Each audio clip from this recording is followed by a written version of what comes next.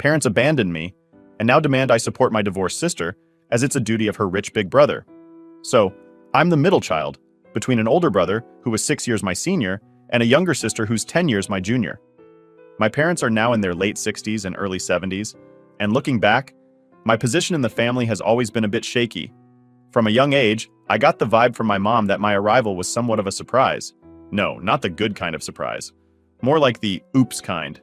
She never outright said she regretted having me, but her hints weren't exactly subtle. She'd drop comments here and there about how I was unplanned and how my coming into the world made things a bit tougher for them. Imagine hearing that as a kid. It's not exactly a self-esteem booster, right? You start to wonder if maybe life would be easier for everyone if you weren't around. Then there was my older brother. This guy was my hero. He was big, strong, and just radiated confidence. He stood up for me against bullies, and sometimes those bullies were even our own parents, which is as messed up as it sounds. He knew how to handle them and shield me from their often harsh criticism.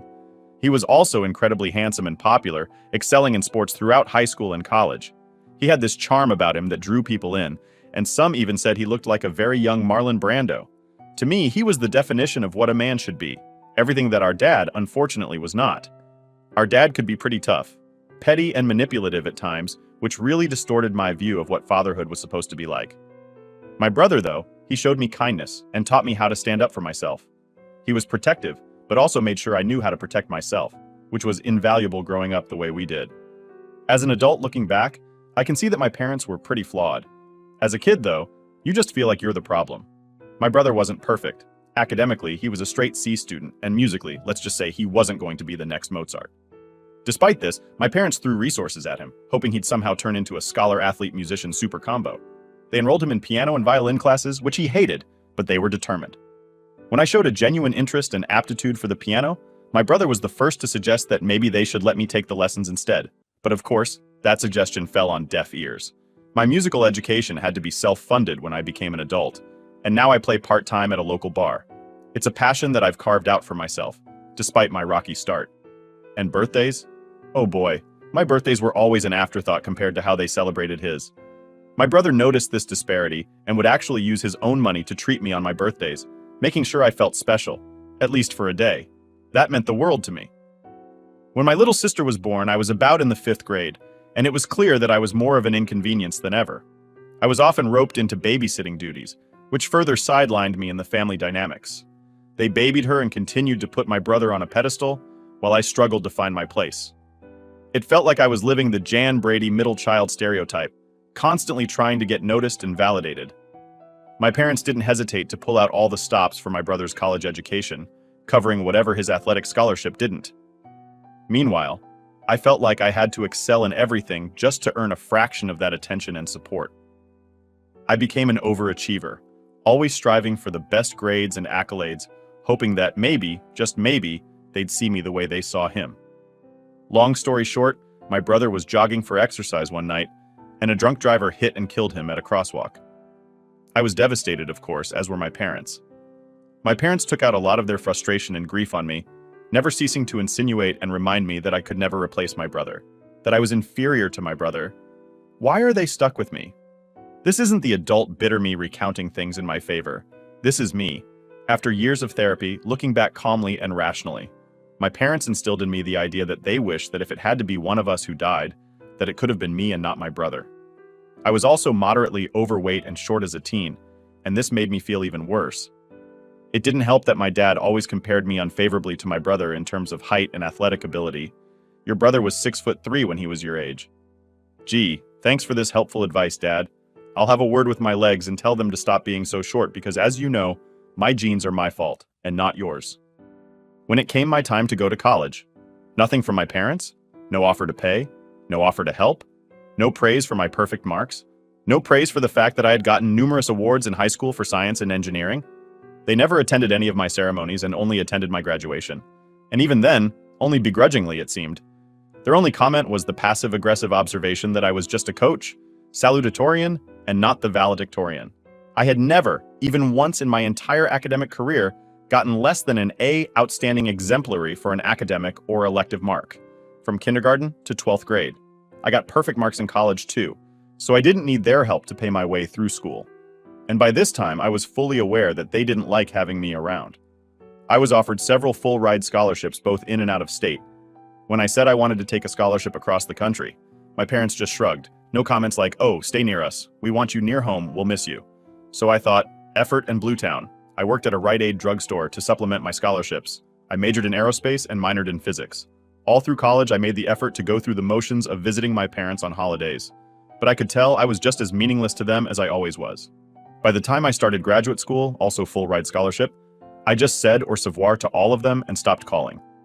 I could see how much I mattered to them once again, because they never once tried to call me after that.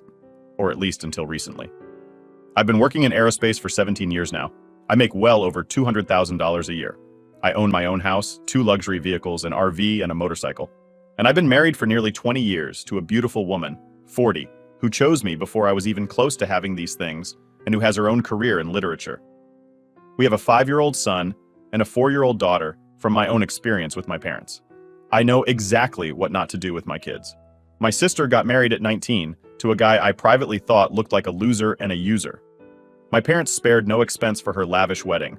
At the time, I wasn't yet in my current strong financial position, but I was still making a great salary. I attended the wedding, and everyone was just as cold to me as I remember them.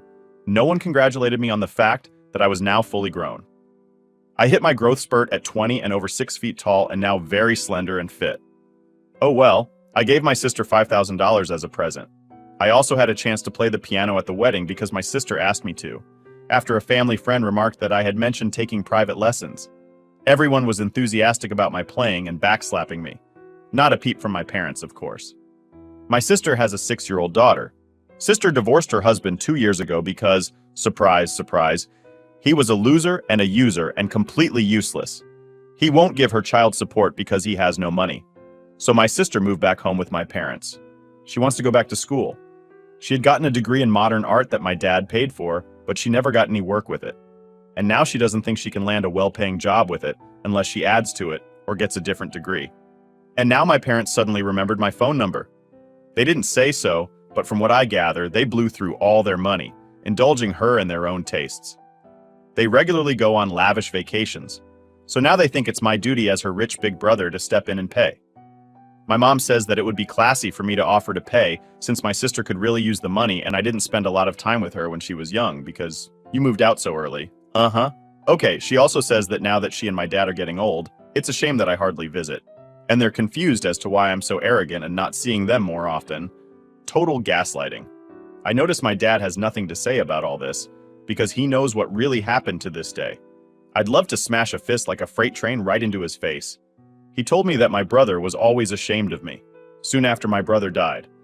And this was after my brother told me to my face a few weeks earlier that he would always be there for me, and that he loved me, and that no one is ever going to hurt you if I'm standing. And in a way, my brother's been with me my whole life. I am inspired by him when I want to succeed. My dad is a jerk. The thing is, I know my parents are full of crap, but I don't want my niece to suffer. She's the same age group as my own kids, and I hate the idea of her going without.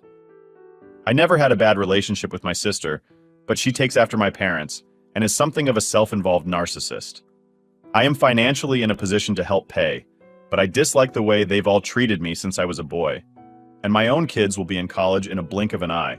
Also, who knows? Maybe I could get fired tomorrow and this whole lifestyle will come crashing down. Under what terms should I offer money? Should I offer any at all? If not, how can I help in other ways? Now for the top comments before the update. It's a shame for your sister and her daughter, but their situation is a result of your sister's bad life choices. It's not your job to bail them out of these problems. You have to set up a boundary here because it won't stop with this money, I suspect. I imagine that it will be your sister's college. Then she needs money for her own home. Then your parents will start to suffer as they get older and they'll need something. And of course, you are a terrible son if you refuse to pay for it, and so on and so on. You have 2 children of your own to look after, and while you've built an enviable life for yourself, you are not exactly a millionaire. Take care of your own wife and children first. Update 1. It all started last Sunday. I was kicking back, planning to catch up on some Netflix, when my phone rang. Seeing it was my parents, I felt that familiar twist in my stomach. Our calls are usually loaded with more subtext than a mystery novel, and today was no exception. I answered, trying to keep my tone light. "Hey, what's up?" Right off the bat, My mom went into her usual guilt-tripping mode. You know, it's been ages since you last visited. We're not getting any younger, she started off, laying the groundwork for whatever was coming next. I kept it cool. Yeah, work's been crazy busy. You know how it is. Without missing a beat, she dove right into the real reason for the call. So, we were thinking, it's about time you thought about helping your sister with some money for her school. I blinked, totally caught off guard. What money? I asked, trying to keep the surprise out of my voice. Well, you know, she's looking to go back to school, and since you've done so well for yourself, it'd be really classy of you to offer, she explained, as if this was a totally normal request. I couldn't believe what I was hearing. Hold on. Why am I suddenly responsible for financing her education? Because you're her big brother, and you weren't around much when she was growing up. It's the least you could do, she continued, her voice taking on that familiar tone of expectation. My frustration started to boil over. Mom, let's get one thing straight. My being away was because I needed to make something of myself, on my own, because I sure as heck didn't get the help from you guys that she did. There was a pause, and then my dad's voice came on the line, heavy and annoyed. Look, we're not here to rehash the past. We're talking about your sister needing help. Needing help? Or you needing me to help because you've mismanaged your priorities and finances? I shot back, my patience wearing thin. The argument heated up from there. My mom threw in everything from how I was always too ambitious for my own good to how I abandoned the family by moving away. My dad wasn't much better, tossing in digs about how I'd always been too concerned with money. Being financially responsible isn't a crime, I countered, feeling like I was talking to a wall. And using my success as an excuse to guilt me into opening my wallet isn't going to work this time. The call ended pretty much as you'd expect, with no resolution and a lot of angry hang-ups. After I put down the phone, I was left shaking, a cocktail of anger and old resentment swirling inside. It was the same old story, just a different day. I tried to calm down by taking a walk, letting the cool air clear my head. The more I thought about it, the more I realized this was just another manipulation tactic, another way for them to pull me back into old dynamics where I was the perpetual giver and they the takers. Now I'm stuck figuring out what to do next.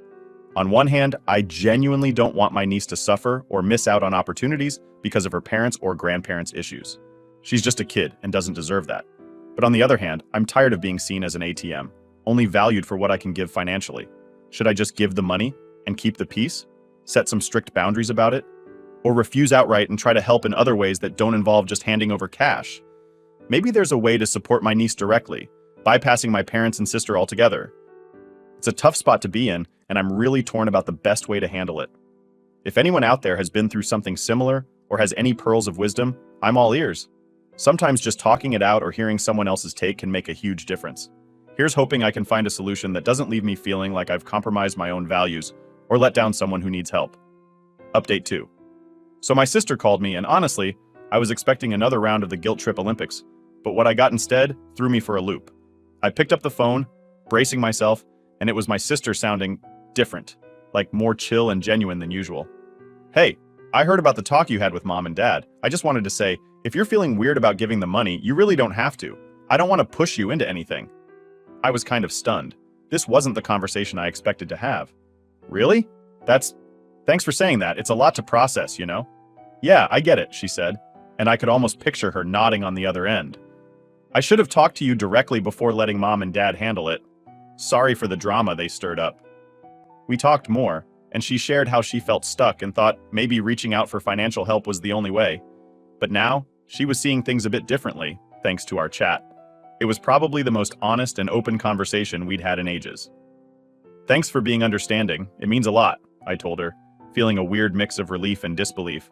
Of course, and hey, maybe we can figure out something else, something that doesn't make you uncomfortable, she suggested. We ended the call on a good note, something I hadn't expected but definitely appreciated. I hung up feeling lighter, but also kind of confused about what to do next. Later that night, after the kids were tucked in and the house was quiet, I sat down with my wife to unpack the whole thing. We settled into our comfy couch with some tea, the kind of setup that says it's time for a serious chat. So, my sister called, I started. She said I don't have to give the money if I'm not comfortable with it. That's good, right? My wife said, sipping her tea thoughtfully.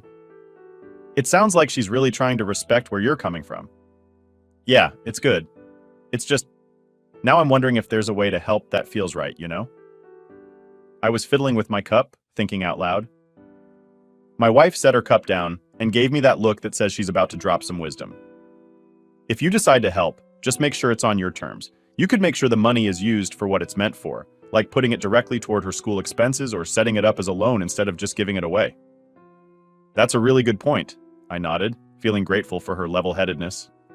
I don't want to just open up my checkbook without some boundaries. That wouldn't help anyone in the long run. We talked for a while, exploring different ideas on how I could offer support without feeling like I was just giving in to pressure. My wife really helped me see that there were ways to be supportive that didn't involve just handing over cash with no strings attached. Maybe setting up a trust for her education might work, I suggested, warming up to the idea. That way, the money is locked in for its intended purpose, and there's no way it can be misused or redirected somewhere else. That sounds like a solid plan, my wife agreed, smiling.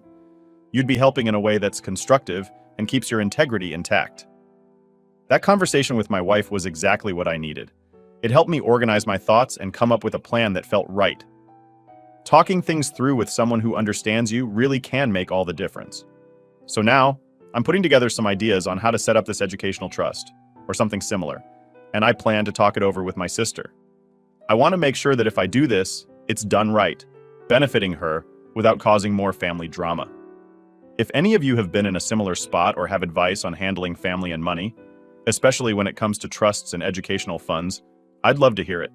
Managing these family dynamics is tricky, but I'm hoping we're moving toward a resolution that feels right for everyone. Here's to navigating the choppy waters of family relationships and coming out okay on the other side. Update 3. Okay, so I thought I had finally found a good solution by setting up a trust fund for my sister's education, right? Well, I was pretty proud of myself for figuring out a way to help her without just throwing cash at the situation. I set everything up, talked to a financial advisor, and made sure it was all airtight. My sister was thrilled when I told her about it, and honestly, it felt great to help her out like this. But, as usual with family stuff, the peace didn't last long. I figured I should give my parents a heads up about the trust fund, hoping they'd see the sense in making sure the money was used right. So I picked up the phone, dialed their number, and braced myself for their reaction. The call started off okay. "Hey Mom, Dad, just wanted to let you know I've set up a trust fund for Sis's schooling," I said, trying to keep my tone light and positive. There was a beat of silence, and then my dad's voice came through, sounding confused and a bit annoyed. "A trust fund? What for? Why didn't you just give the money to us?" I explained.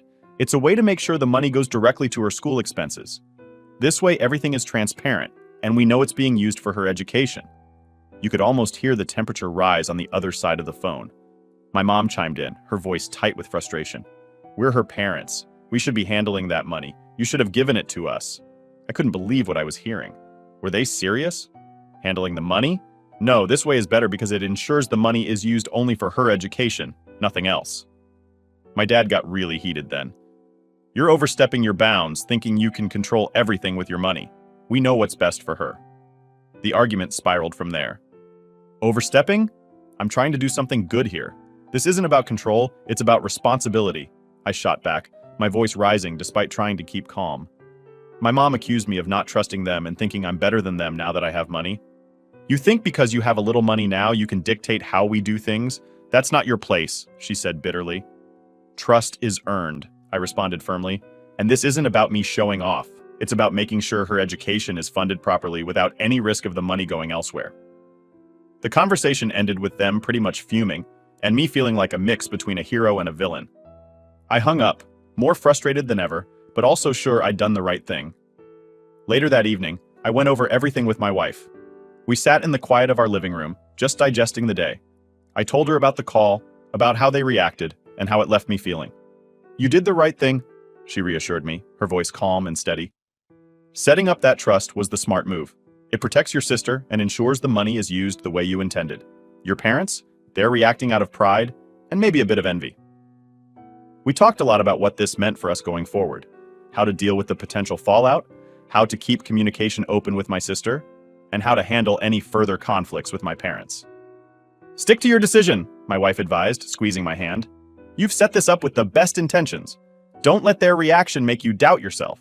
So here I am, stuck in the middle of family drama yet again, but this time with the confidence that I'm doing something beneficial. My parents might be upset, but hopefully they'll see the benefits in the long run. And if not, I'll just have to stand firm and know I did the right thing for my sister. Navigating family and money is super tricky, almost like trying to defuse a bomb without setting it off. If anyone out there has gone through similar stuff or has any advice on dealing with family money issues, I'd really appreciate hearing your thoughts. Sharing these experiences can sometimes help us see things from another angle and feel a bit less alone in the chaos. Update 4. So after setting up the trust fund for my sister's education and having a really positive chat with her, I thought maybe we were on a path to some peace. But as it turns out, the family drama was just gearing up for another round. I called my sister directly to make sure she was all set and understood how the trust fund worked. She was super thankful and really excited about it, which felt awesome. We had a great conversation, just laughing and planning her future. It was nice, like really nice, to connect with her like this without any drama. But then, a couple of days later, my phone rang, and I saw it was my parents. My stomach did that weird flip it does when I know I'm about to dive into something not so fun. I took a deep breath and answered, "Hey, what's up?" Right off the bat, my dad was all business and a bit on the attack. "We heard you set up that trust fund for your sister and talked to her about it," he started. "Yeah, I wanted to make sure she knew how it worked and that she was okay with everything," I said, trying to keep things calm. "Well," my mom cut in, her tone full of that we're not happy vibe. "We've been thinking, if you can afford to do that, you should really do more. Like buying her a house." I paused, totally thrown off. Buy her a house? That's a huge step. I mean, the trust is one thing, but buying a house is on a whole different level. My dad didn't miss a beat. "If you care about your sister, you'll make sure she's completely secure. A house would do that." The conversation got pretty heated. "Look, I care about her a lot, which is why I set up the trust. But buying a house? That's not just a simple gift or support. That's a major investment, and honestly, it's not something I'm prepared to just jump into," I tried to explain. My mom jumped back in. "You're making all this money and you can't help your own sister more generously? We're your family. You should want to do this." I felt my frustration boiling up. "It's not about not wanting to help. It's about what's reasonable and sensible. I'm not just going to buy houses on a whim. The trust fund was a big commitment already." "We're just asking you to do what's right as her brother," my dad argued, his voice getting louder. "Doing what's right and doing whatever you ask are two different things," I shot back. "I've done something huge for her education. I'm not adding a house to that right now. It's not feasible." The call ended pretty badly, with them saying I was being selfish and me feeling like I was talking to a brick wall. They were disappointed, and I was mad and stressed out. Later, I talked the whole thing over with my wife.